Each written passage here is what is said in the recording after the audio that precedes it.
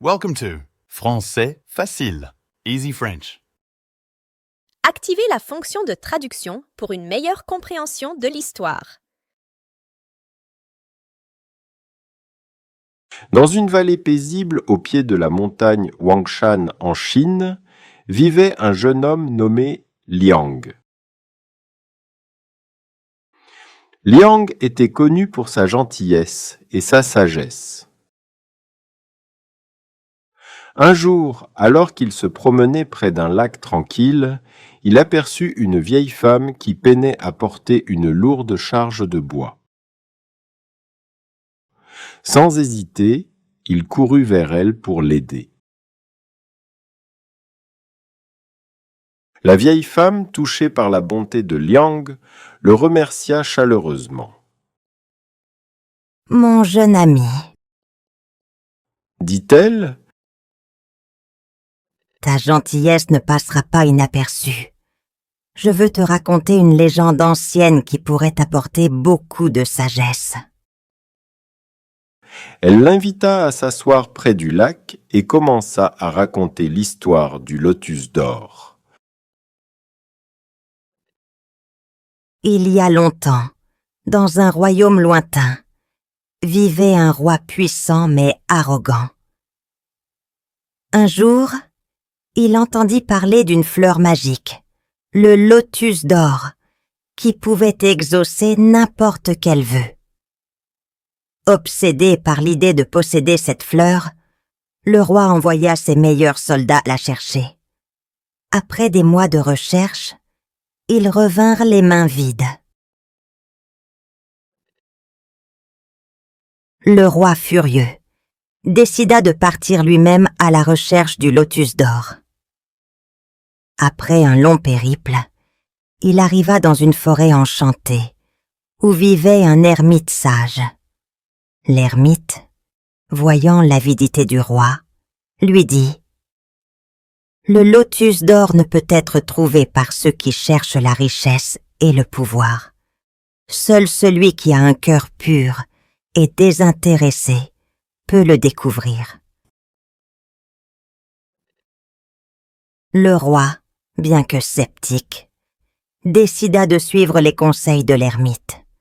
Il abandonna ses possessions matérielles et commença à aider les autres sans rien attendre en retour. Au fil du temps, il devint humble et généreux. Un jour, alors qu'il aidait un enfant perdu, il aperçut le lotus d'or épanoui au milieu d'un étang. Comprenant enfin la vraie nature du bonheur et de la sagesse, le roi fit le vœu de gouverner son royaume avec compassion et justice. La vieille femme regarda Liang avec un sourire.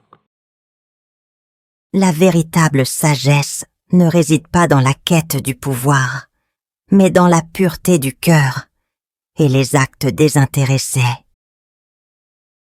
dit-elle. Liang, inspiré par cette légende, se promit de vivre sa vie avec un cœur ouvert et généreux.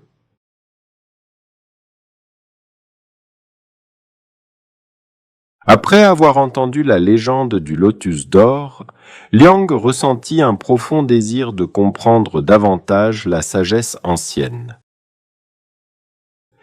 Il décida de rendre visite à un célèbre monastère situé sur une colline voisine où vivait un moine respecté nommé Xuan. Après un moment de silence, Xuan commença à parler. Il y a une histoire ancienne, dit-il. Celle d'un moine nommé Ji qui cherchait à atteindre l'illumination. Ji passait ses journées à méditer, mais il était souvent distrait par des pensées et des désirs mondains. Frustré, il décida de consulter son maître, le sage Mo. Mo lui demanda de remplir un vase d'eau et de le placer sous une chute d'eau. Le vase se remplit rapidement et déborda. Mo regarda J et dit, « Tout comme ce vase, ton esprit est plein de distractions. Pour atteindre la clarté, tu dois d'abord vider ton esprit des pensées inutiles. » J, suivant les conseils de son maître, commença à méditer avec un esprit plus calme et concentré. Il apprit à observer ses pensées sans s'y attacher, à les laisser passer comme des nuages dans le ciel. Avec le temps, son esprit devint aussi clair et paisible qu'un lac tranquille. Il atteignit finalement l'illumination et comprit que la sérénité venait de l'intérieur. Suin regarda Liang avec bienveillance. Pour trouver la paix et la sagesse, Dit-il. tu dois apprendre à vider ton esprit des distractions. La méditation et la réflexion t'aideront à atteindre cette clarté intérieure. Liang, reconnaissant pour cette leçon précieuse, commença à pratiquer la méditation avec dévouement. Il découvrit que la paix intérieure et la sagesse ne pouvaient être trouvées qu'en cultivant un esprit calme et clair. Chaque jour, il se rapprochait un peu plus de la sérénité et de la compréhension profonde de la vie.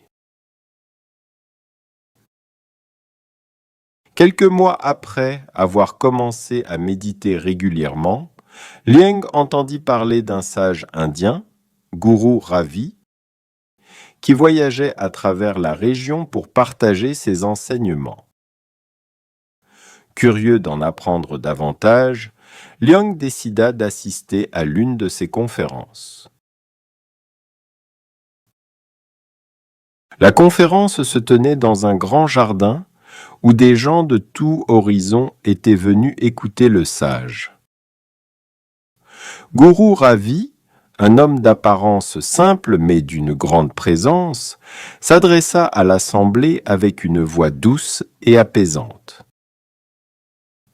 Il commença par raconter une parabole ancienne. Il était une fois un roi nommé Sudhir, qui régnait sur un royaume prospère. Bien que riche et puissant, Sudhir était constamment tourmenté par des inquiétudes et des peurs. Un jour, il entendit parler d'un sage vivant dans une grotte, capable de délivrer des réponses à toutes les questions. Le roi décida de rendre visite à ce sage. Après un long voyage, Sudhir trouva le sage assis, en méditation. « Ô sage, je suis puissant et riche, mais je ne trouve pas la paix. Comment puis-je être heureux ?» demanda le roi. Le sage, ouvrant lentement les yeux, répondit « Roi Sudhir, la paix intérieure ne peut être trouvée dans les richesses ou le pouvoir. Elle réside dans l'acceptation et la gratitude. Permets-moi de te donner une simple tâche. » Le sage remit au roi un bol rempli à ras-bord d'eau et dit « Promène-toi autour de la grotte sans renverser une seule goutte d'eau. » Sudhir accepta le défi. Avec une concentration intense, il fit le tour de la grotte sans renverser une goutte. De retour, il remit le bol au sage avec un sourire triomphant. Le sage lui demanda alors « Qu'as-tu ressenti en portant ce bol ?» Sudhir répondit « J'étais tellement concentré sur l'eau que j'ai oublié toutes mes inquiétudes. » Le sage hocha la tête et dit, « La vie est comme ce bol d'eau. Si tu te concentres sur l'instant présent et apprécies ce que tu as, tu oublieras tes peurs et trouveras la paix. » Guru Ravi regarda l'assemblée et ajouta: La sagesse réside dans la capacité à vivre pleinement le moment présent, à accepter ce qui est et à être reconnaissant pour ce que nous avons. Liang, profondément touché par cette parabole, comprit que l'acceptation et la gratitude étaient des clés essentielles pour trouver la paix intérieure. Il décida de mettre en pratique ces enseignements dans sa vie quotidienne, apprenant à apprécier chaque moment et à accepter les défis avec un esprit ouvert et serein. Liang continua d'appliquer les enseignements qu'il avait reçus des différents sages. Un jour, alors qu'il méditait près de la cascade, il eut une révélation. Il comprit que la véritable sagesse et la paix intérieure venaient d'un voyage intérieur, une exploration de soi-même. Il se rappela les paroles du moine Xuan sur la méditation et la clarté de l'esprit, la légende du lotus d'or sur la pureté du cœur et la parabole de Guru Ravi sur l'acceptation et la gratitude. Liang réalisa que ces enseignements n'étaient pas des concepts séparés, mais des aspects interconnectés de la même vérité profonde. Décidé à approfondir cette compréhension, Liang entreprit une retraite de solitude dans une petite cabane près du lac. Pendant plusieurs semaines, il méditait, réfléchissait et écrivait ses pensées. Il pratiquait l'équanimité en acceptant chaque moment comme il venait. La compassion en aidant les animaux et les plantes autour de lui, et la gratitude en appréciant la beauté simple de la nature. Un matin, alors que le soleil se levait, Liang ressentit une paix profonde et inébranlable. Il comprit que la sagesse véritable résidait dans la simplicité de la vie, dans l'harmonie avec soi-même et le monde qui nous entoure. Cette réalisation le remplit de joie et de sérénité. De retour au village, Liang partagea ses découvertes avec les habitants. Il devint une source de sagesse et d'inspiration, aidant chacun à trouver leur propre chemin vers la paix intérieure. Grâce à lui, le village tout entier prospéra dans l'harmonie et la compréhension mutuelle. Liang avait appris que la sagesse ne se trouvait pas dans les réponses toutes faites, mais dans le voyage intérieur, dans la capacité à vivre pleinement chaque moment avec un cœur ouvert et un esprit clair. Sa vie, enrichie par les enseignements de la sagesse chinoise et indienne, devint un exemple vivant de paix et de compassion.